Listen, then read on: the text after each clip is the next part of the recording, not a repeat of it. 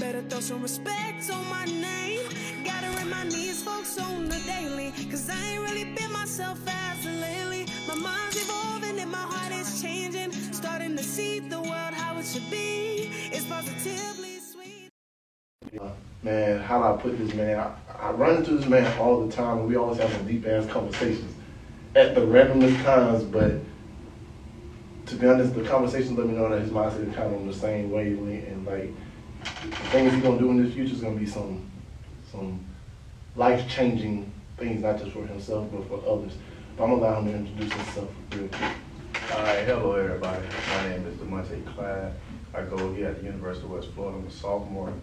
I'm also in the military, and I'm also the vice president of the mutated chapter of Alpha Alpha Fraternity Incorporated. Oh shit, 8x8, okay. That boy, he a little bit everywhere. Military.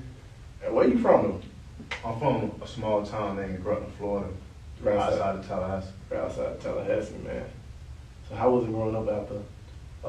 For me, it was all right, but like that's not a place for somebody that should grow up. Yeah, I remember you told me that you just said one day you up there and just left and just, you knew like, bro, I just gotta get there. And then you here. Shoot, there ain't nothing about that. There ain't nothing like it, bro. You went through the struggles and getting to the point where you're at right now. And now we're here on this show. I talk about the journey from Boyz to Men. You ready? Oh yeah, I'm ready. You ready? I'm ready. Make sure. Hey, I'm making sure. Hey, you know you gotta represent, man. Hey, we 850. I'm from 850 too, so you know we gotta come with that extra energy because they don't know how we coming. And then also we're gonna let these people know things about to get right. About to get right. Get it right. All right, let's start about this. I remember the main topics we always talk about is the diversity as you see it on this campus. But I think we can go deeper than just the campus. We can talk about a lot of different diversity everywhere. But I know that's a big topic and a big thing you're trying to change, especially here. So tell us a little bit about that. All right, so I've been going to school here for a year, and I noticed that the diversity here is pretty down. It's pretty poor actually. Because when I go visit other universities, it's like when I go to FAMU, not excluding FAMU, when I go to Florida State, TSU, up in these other places, I see that the diversity is there. The percentage is there. The campus involvement is there. The energy from the students is there. The energy here is poor. When I look around, everybody looks sad. Everybody look like they're just going to class and that's it. But college is more than the education. It's about what you get out of it, like the networking. You came here to network and socialize so you can get what you really want. You can get education from anywhere. Yeah. College is built on networking. That's why it's called a university. Bring unity, diversity. Everybody gets a piece. Yeah. And see, you come to UWF at the time where this is my third go around UWF, and I seen the growth of it and the peak of it, and what we're in right now, which is like the slumps of the diversity. Because a lot of these black organizations or multicultural organizations, they're who knows where right now, like they're nowhere to be found. So how do you think we can change that? What can we do to implement, get the diversity back to where it need to be? Well, based on what I see, I feel like we should bring back ASA, Yeah. the African American Student Association. I was president, and that's one thing I really feel like we do need to come back. Because, like you said, it's that one spot that not just represents, people think African American association just supposed to represent the black people. Represent everybody. It represents everybody, it represents all the minorities on this campus. If there's a problem, they can come to us, and we're supposed to take the head of that problem and go talk to the right people so we don't have to worry about that problem going on in this day and age. So that would be a good thing you bring back also. So you already in the works for that? Yeah, I'm already in the works. In a few weeks' time, we should have everything situated. If not this semester, if not approved, it should be guaranteed for next semester. Facts. But at the end of the year, that program will be up and running, and it will be strong. Yes, sir. Yeah. I like to hear that because when I was president, I was just sort of kind of went from the transition of it being a hangout spot for it to be like, yo, this is how we proceed on campus. We need to be professional, be a business. So like the new office in there, the office in there, like one of your profiles, TJ painted the office symbol.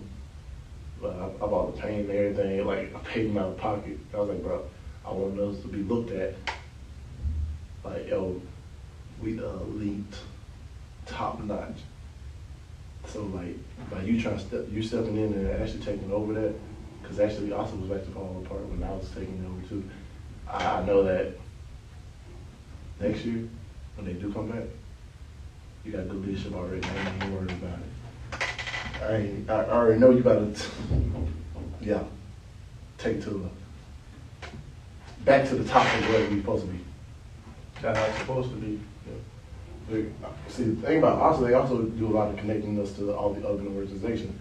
And that's the big thing we're just talking about too, connecting to different organizations and everything. So let's talk about that. What are you planning to do to help connect, like, especially us minorities, to different things on campus that can benefit us, help us to be successful? All right, that's an easy topic because I use those resources. Mm-hmm. I use Trio. I use other things like Taste Stocking Children. That's how I get my scholarships and things like that to go to college. Yeah. It's too many students that I met here. They don't know that exists. Yeah. Too many minority students like that. I'm like, that's not even just for the minorities. That's for everybody. Everybody. And everybody can utilize it. All of my friends that are all different colors, they all tell me they did not know what that is. And I told them what to do. Half of them already done took the opportunity, done joined Trio so they can get the hours in, so they can get the grants for the summer. You know, Trio will pay for your whole summer tuition. Only thing you gotta do is volunteer and get your study hours. That's easy. Facts. But some people, they make so many excuses that you see, like, man, they don't really care about the free stuff. It's like, bro, you bet you come complain all day long. But those people that take advantage of that stuff, man, I'm proud of y'all because I didn't know what Trio was when I first got back in campus. And once I figured out Trio and then they plugged me in, I was supposed to apply for this semester, but I said, you know what, they got limited spots. So I'm about to graduate. I'd rather have somebody else that's coming in, that's gonna be here for a minute, get familiar with the organization rather than, being selfish. Mm-hmm. Yeah. Because like those ladies in Trio, they will help you. They are here to help you. That's literally what they talk about every day is helping. And they help you with your writing labs, they help you with your homework, they give you the resources. You can't find no place to print no paper, you ain't got the money. Man, they print this stuff out for free. Yes, just today they had a career fair in the engineering bureau. Went to Trio, print out my resume. You didn't have to pay. Those are resources that we need. What about you have to type your paper, but print it out to bring it to your professor? That's easy. Yeah. Some People ain't got $3, $4 to go print paper. I understand we're in college. Join these organizations that are going to help you succeed. Yeah. So you can help somebody else succeed. Because I think Trio also do something with the resumes and everything to help you get your e-portfolios and all that stuff together. They do workshops. They do workshops about everything. That's why when I came back here and I seen, well, obviously I looked at it because it's also COVID hit when I got back. So I knew that the campus life was going to change a little bit. But now I see more organizations coming back and like doing stuff on campus. And it is that missing of the presence of art organizations. Because when I was here the second time, they had HSO. They had BSA. They had the Haitians, the Caribbeans. They had like literally the diversity here was just like booming, and we all try to go and help and support each other. But we had a lot of bumping of heads because people didn't want ASA to be what it was meant to be, the hub for every diversity organization. Yeah, and I don't want no bumping heads. Exactly. I don't believe in none of that. Yeah. I believe if it's here to help everybody, just join hands. Exactly. Hi, Argos. We are all Yeah, in it's the this perfect together. time when you just Keep each other safe and I remember had to to just wear a find out. mask while in the library. We'll be good. Thank you. Yeah, because a lot of people would not join because they think because they join the other organization that at the end of the day, they don't say like, all right, this is how a lot of school organizations work. It depends on how many people members you got and how many signers you got. And the school funds you based on that. So by them being ignorant to the knowledge of, oh, just signing up and being a part of this organization is helping build more get more funding to the black organizations. They missing the whole point of what we're trying to do. Yeah, it's not no competition of, Exactly. oh, I'm black, or I'm Latino descent, or I'm Korean, any type of Asian. That doesn't matter. No. We are here to help everyone. It's called Exactly. university, And what they stand for again? diversity. And unity. Damn, hey, I'm gonna start using that. Hey, you joining the unity diversity? Hey, that's a good way. Because people don't perceive that they get stuck in their ways, and they just want it to be this, how I put it, this college movie experience, and not understand that just because they perceive things and how it is on the movies, that's how we got perceived things here. Blacks don't just got to hang out with black people. Because if you watch every college movie, you realize blacks are with the blacks, whites are with the white, Asians with the Asians. I know a lot of people right here that's every different race, every side, and like we all click together. And this is what this campus could be. And I feel like it can shape back into that. Under the right leadership and the right people that's pushing it, I know it was going to go. So if you ever need my help, even after I graduate, just let me know. I'm only one call away. I'll be there to save the day, or just guide you. Because, little bro, I respect what you're doing. Because I tried it one time to have too many bumps in the head, and by a lot of these organizations dissolving, bro, take it by the reins and just run with it. But we're talking about a lot of these organizations and everything else too. So, what do you want to see change in these organizations? It's not even just the organization. Okay. It all has to do with the university. Okay. Because if the university is diverse, that means more people come to campus, more people will attend the university. You know? And when more people attend the university, not only that make the university now look good, that makes all those attendees feel comfortable. Yeah. Because if you don't feel comfortable, how do you think you're going to be at your highest potential? Go deeper into that for me, man. Look, that's just, it's part of a little. Because that's just like in the military. You cannot go to war feeling uncomfortable. I wouldn't say uncomfortable, but afraid. Yeah. Even though most people will be. Yeah. You have to go in there with confidence. That's what I'm really saying. Most people lack the confidence here because they feel like it's a period by Caucasians that they're not going to have a success rate. But yet that's not the case. Yeah. Because me, I'm doing pretty good here. My grades are fine. I'm meeting the right people. I'm doing what I'm supposed to do. You're networking. Exactly. And I want the opportunity not just for me, but for everyone. Okay. But how do we get them to get out of their shell so they can feel comfortable?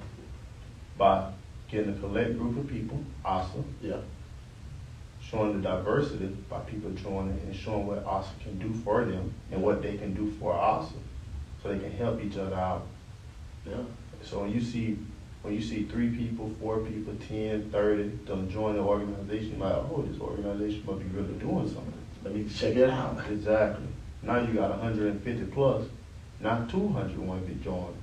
And then 300.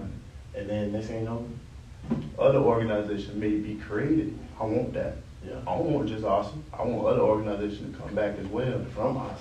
Exactly. And the birth of it is really, I feel like this is in a rebirth phase of this campus, because they ain't got no guidelines on what y'all supposed to do, as far as, like they were critiquing you, like you gotta do the exact same thing we did last semester. No, y'all need to come up from like the ground up and shape this into what y'all feel like this campus needs. Because campus 4 years ago, we kind of gave it what it needed, but it's a whole different atmosphere now than it was then.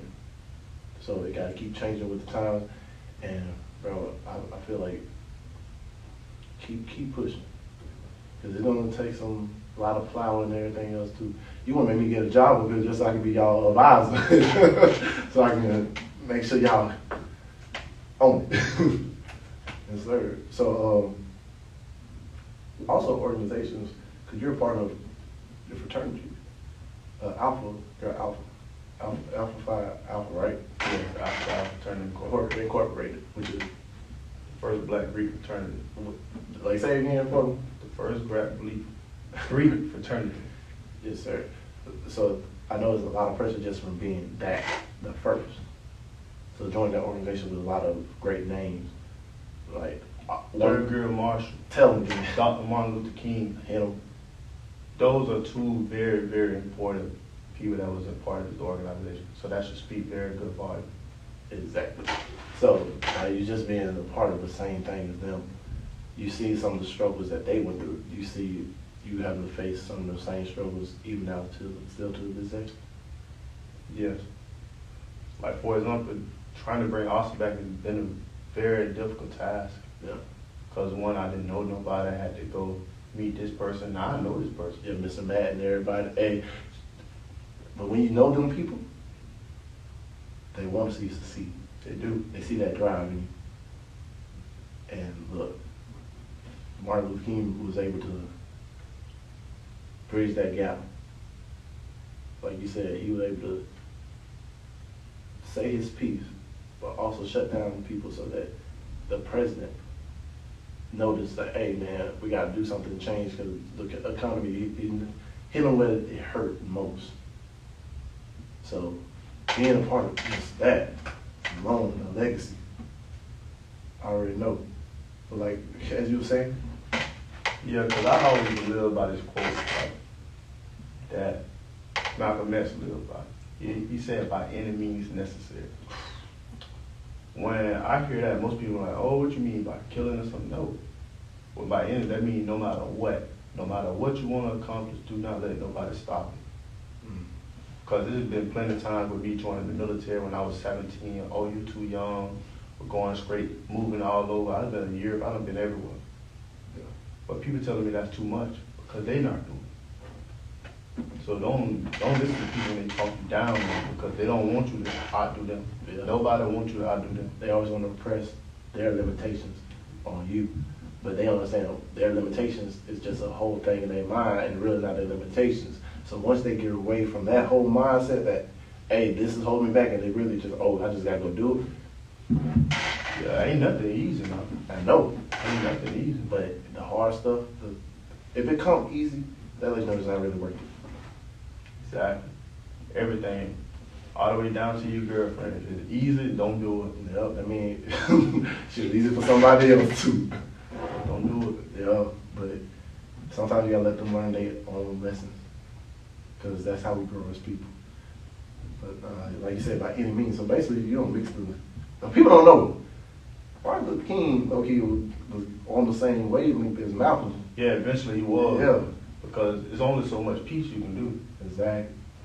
Tell me a little bit about it, because most people, they be thinking I be bullshitting. It's only so much peace. Like when it close to the end, and like when he got close to his death, Yeah. both Dr. King and Malcolm X was working together. Mm. But then it goes deeper than that, and the Yeah. conspiracies and all that I don't know about. So, Yeah. but that's pretty much like they were starting to work together. That's a big red flag. Yeah. Even though they all both for the people. Yeah. There's basically like two sides of the coin, but then you put both sides together, you got a full coin, and that lets you like,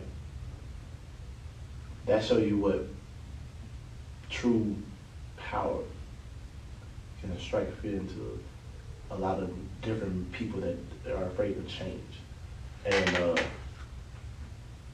man, I'm gonna go ahead and touch on how this shit happened, because one, when he got shot, people don't know Martin, he survived the shot. And the FBI came in to keep the nurse out, and they smothered him, the doctor and everybody smothered him with a pillow and spat on him. Now imagine if nothing happened and he survived that shot. The world would be different. It'd be way different than it is now. Exactly. And even how I look at it, how the world is slowly changing, how these states are changing laws that you cannot learn about. What about the critical race theory? In Florida, that's no longer a thing. Yeah. In Texas, you can't learn about that. You can't learn about nothing dealing with African American studies. Nothing. And the reason why, because they don't want other people to feel uncomfortable about what their ancestors did in the past, but at the same time, they want us to still relive what our ancestors, what we come from, but not tell us our full story. They just stop from this part, from slavery. You realize that anything with Black history, even in school, it started as slavery and come to now. But you can think about it, nobody just never was born into slavery. Exactly. They don't want to talk about that, because that shows the cruel treatment on how their ancestors manipulated their way into the power. Yeah, because they don't want you to know that, because if you know that, they'll think that'll strike anger in you. Yeah. That'll strike anger in you, that means the uprising. They don't want no uprising. Yeah. Because the uprising, even exile, they will get exiled. Yeah. Because it really, I told somebody on season 1, if you actually calculate the numbers of all those minorities standing together, we outnumber everybody else. Yeah, I number them 3-1. 3-1. Just like they got guns, we got guns. But at the same time, they think that's why I feel like most of the, and I'm not talking about all of them, not all of them are the same, but some of these precious people, they feel like if they're the minorities, they would think we're going to do the same thing they did to us, to them. When the reality is, Black people are the most, they treat us like we're not, but we're the most understanding people ever in this world, I feel like. Like me, for example, I got friends that's all colors. Yeah. Because I don't care. What happened in the past is the past, but you're supposed to build on that. Exactly. Acknowledge it and build from it. The problem I see a lot right now is like a lot of these people are afraid to acknowledge it. That's why they try to get critical race theory out of schools, which actually is a college course either way, but it's just like trying to make it where there you don't talk about, oh, so you should feel bad because your ancestors were hanging Black people and killing Indians and killing Mexicans and all this, that, absurd, because all that comes to light, it's like this, I believe in this quote, shit rolls downhill. So if they don't take accountability for it, eventually somebody got to. So I understand it may be hard for y'all to accept the accountability, but that's not our fault. It's your ancestors' fault for not accepting accountability on the issues that they did. It was acceptable back then. Now we look back at the past, it's not acceptable now.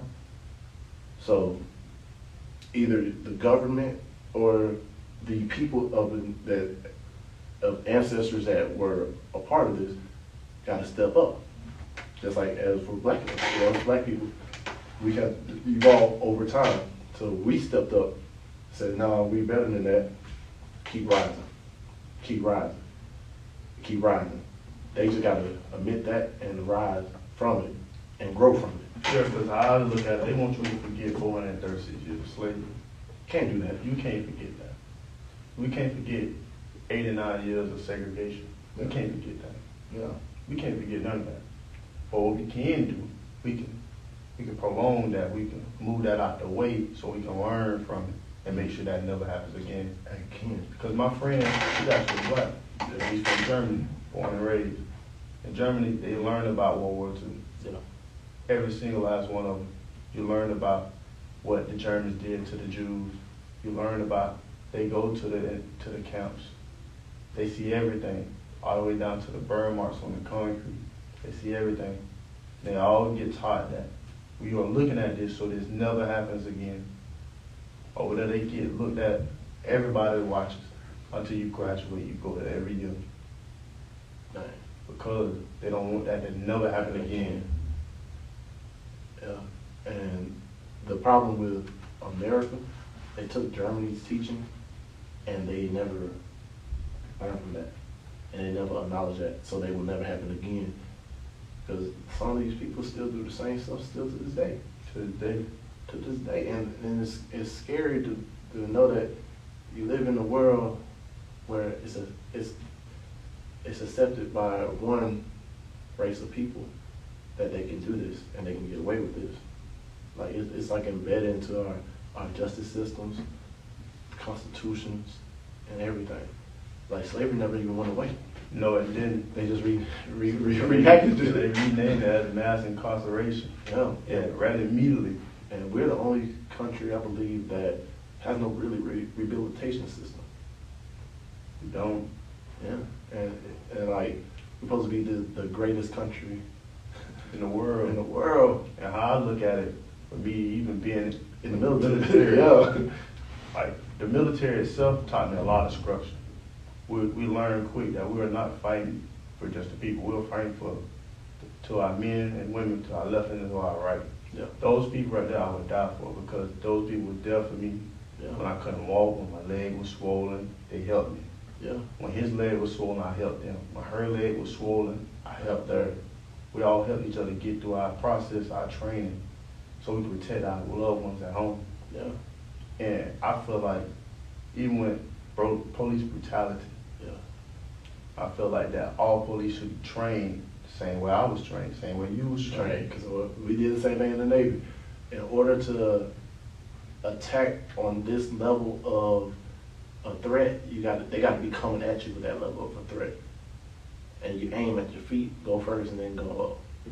Now, if it escalates to that, then correct me if I'm wrong, because I've been out of the military since 2014. But correct me if I'm wrong, or I was kind of right on the money. Nah, you was right. It's rules of engagement. Yeah. I can't just go, if I'm deployed and in theater, I can't just go shoot somebody because they got a gun. I can't. And guess what? You will end up at military jail, which is worse than any other jail. Worse, you're going to work till the day you die. Every day. And I feel like people actually hold like certain people the same with standards, then a lot of stuff that we face would go away. But I don't want to say it'll go away all the way, but it will change the way people perceive things. Because at first I used to look at different things, like they have all this gear and everything, like what the hell they need all this gear for?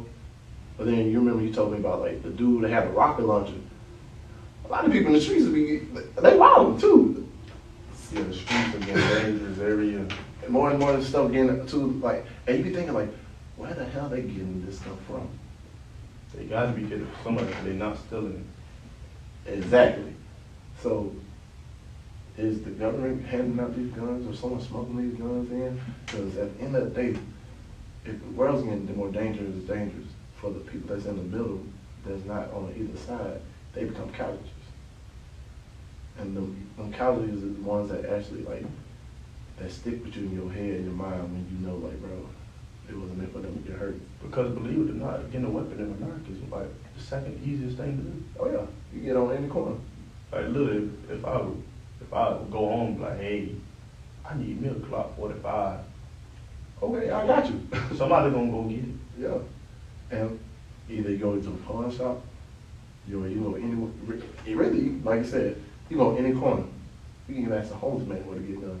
He can point you in that Gonna direction. point you in the direction. But you get to the point where you're looking at life now, it's like, why do we need guns for protection? Because when I was deployed, when I was overseas, this past summer, when I was in Albania, I learned a lot about the world.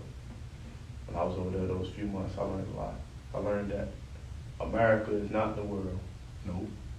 The world is not America. No. The world is actually better than America. I learned that very quickly. People say, believe it or not, you don't know because this is the only thing that you know. But once you go travel, your mind will change immediately. Because you'll learn how they run things over there, how everybody obey, how everybody not ride, and all that's not happening over there. No. And if it is, it's not happening at the large scale that it will happen here. Over there, they don't have guns in Albania. That's legal. Nobody has a gun but the police. And the police is not going to shoot you if you even rob something. They're gonna take you so you can go do your own time. Exactly. And after that, they don't hold it against you. Then after you get out, that's it. They're gonna act like you never did. You did your time. It's like just like when you're a little kid and you get a punishment. When you got in trouble, you had a punishment. When your punishment over, that's it. That was it. That's it. No more talking about it. No more talking about it. It's done. It's done. Just you learn from it. Like, dang. You like, dang. I know I can't do this anymore. I was wrong with doing that. Your mom said don't touch no cookie. You go touch the cookie. Now you got a whooping. But you don't touch the cookie no more. Nobody talks about the whooping. You don't never touch the cookie. You just gotta move on with it. You gotta move on with it. Yep. 'Cause every action got a equal and opposite reaction. So, but yeah, man. Once people travel the world and realize this stuff, cause like I had a hard time when I was in the military too, because I started seeing the world for what it really was, and it's like, dang, I'm placing allegiance to this flag, and I'm like, bro, I don't really like everything this country stands for at the same time too. And it was weird for me because I was like, man, at the end of the day, I know I'm gonna go die for these people who right here, right next to me, because they my brothers, they my sisters, we a family. When I can't talk to my mom, man, they here to hear me through my struggles, and they carry me when I'm down and I can't take another step, emotionally, physically, and mentally. So it became like this weird little thing. I was like, bro. But that's how it is, cause like I got some homies now. When I met them, I only been knowing them now. I've been knowing them for a few years. Yeah. But in the few months that I met them and trained with them, I like them more than most people I grew up with. Exactly. And I know for a fact that if I text this dude right now, I'm like, hey man, I'm struggling. I need $100, maybe $200. They're gonna send it, no hesitation. No questions asked either. They're like, they might ask a few questions. Yeah, you know. But then they like, all right, they know you're gonna give it back. They know you're gonna give it back. Cause like, and it's funny because, all right, everybody got a version of you in their head. So you gotta think about this, and I had to learn this too. And you probably already learned this.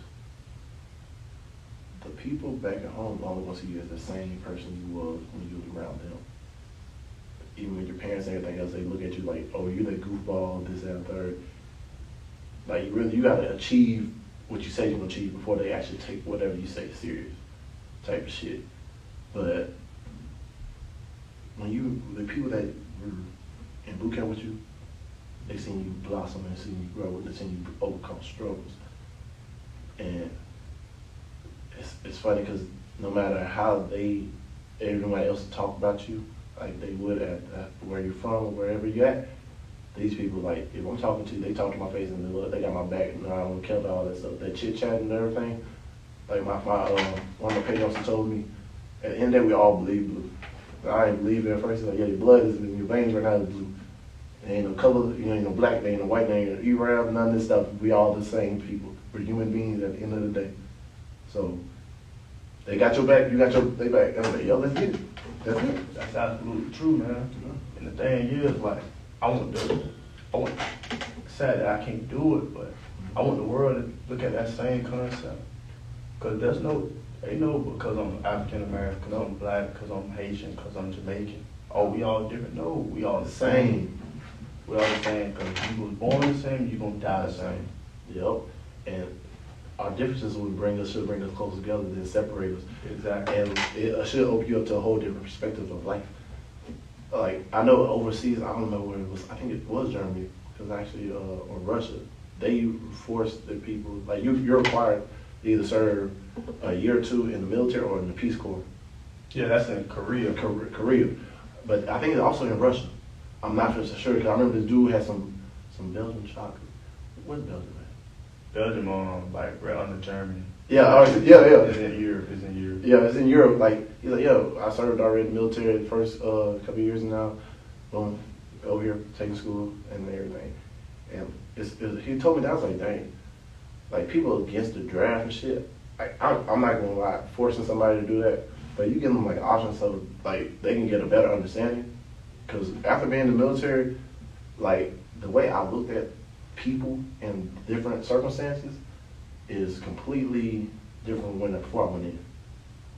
Like the stereotypes, the everything I learned, like, hey, everybody dealing with something, but that don't make them less of a person. And that's how I feel like most people that treat people the same way, like they've been through like these struggles that we Yeah, because everybody think if you join the military, oh, I'm going to have PTSD, or my leg's going to get blown off, Yeah. I'm going to go get deployed immediately, I'm going to go get killed. I'm not dead. Yeah, there's good to it just as well as bad. And that's what anything in life, you got to accept the good and the bad, because the bad teach you what the good really is, and the good teach you like, hey, you made it through a lot of bad moments to be right here.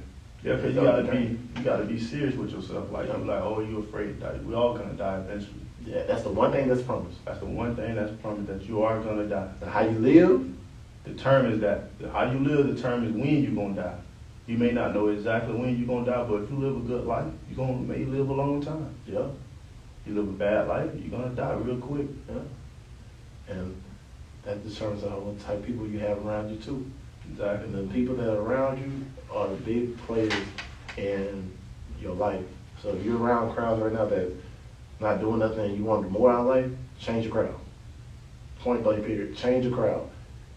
Change your circumstance, because if you feel like you can't go nowhere and you're stuck and you want to go, look, I use the military as a reason to get out, see the world, travel a little bit more, find out more that's out there.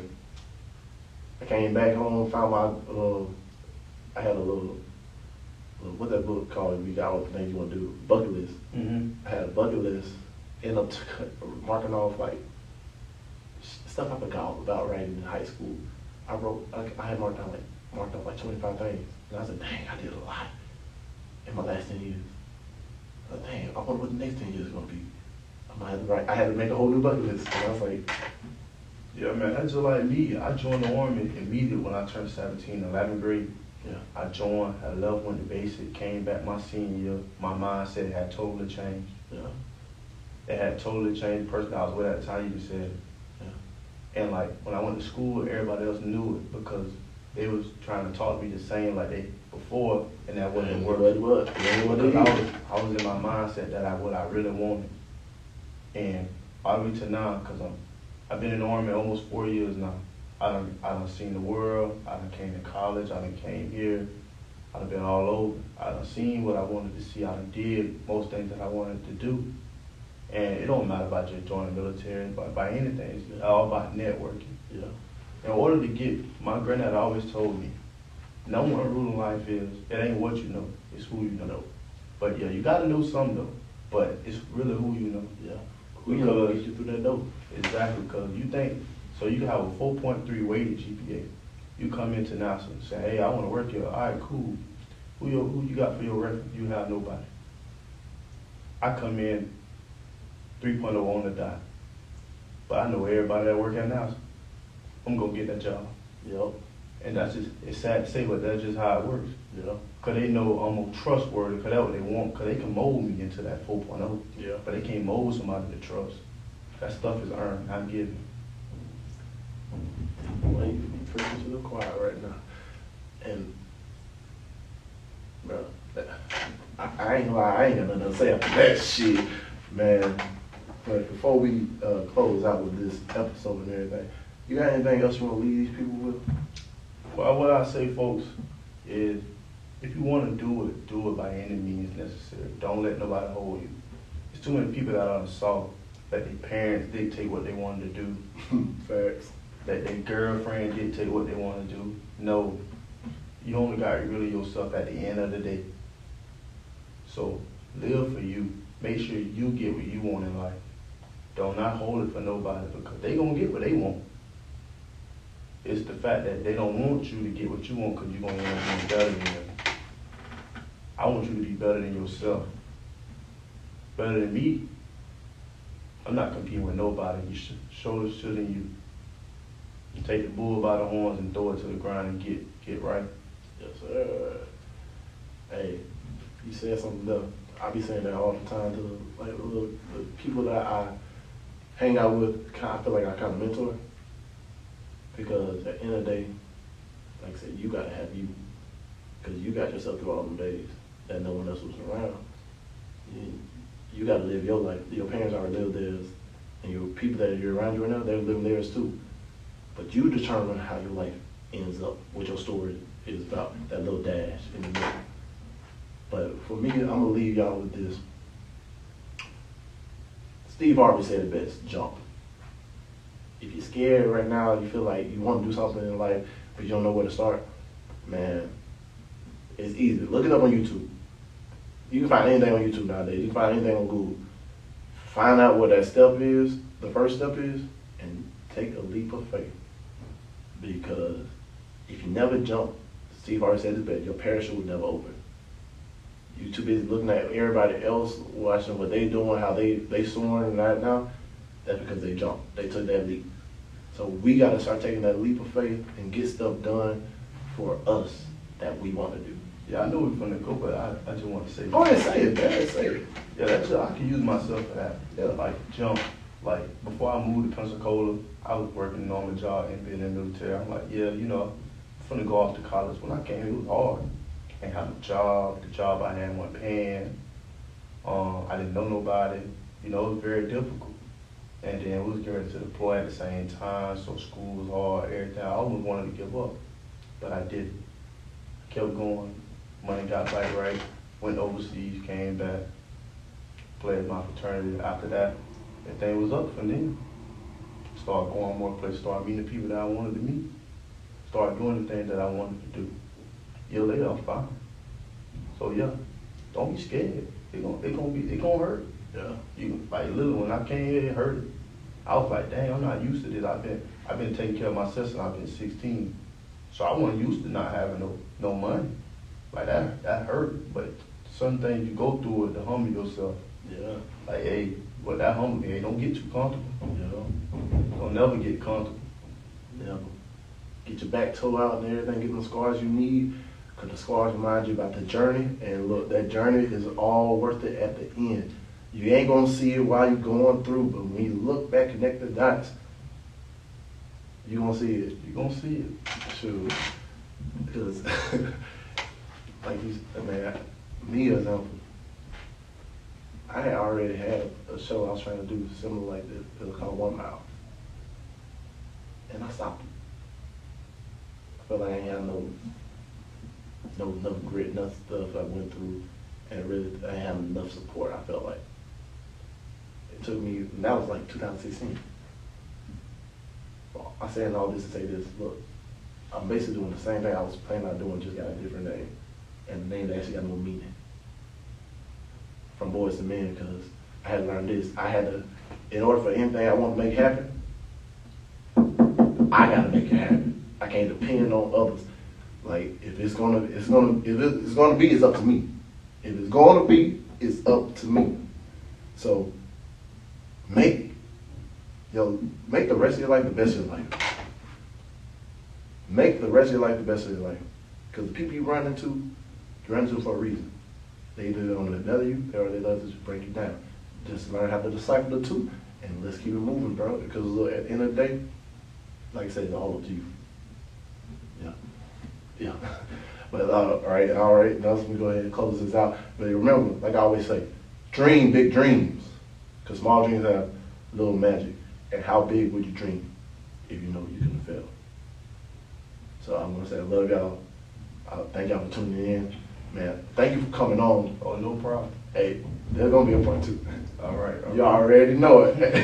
Hey, peace, love, and your happiness.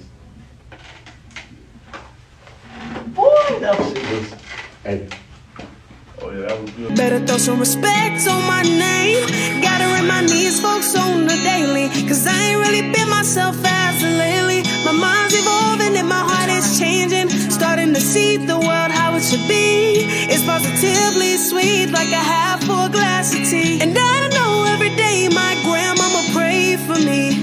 Hey, and I know exactly what she probably say about me. Give that girl some love, joy,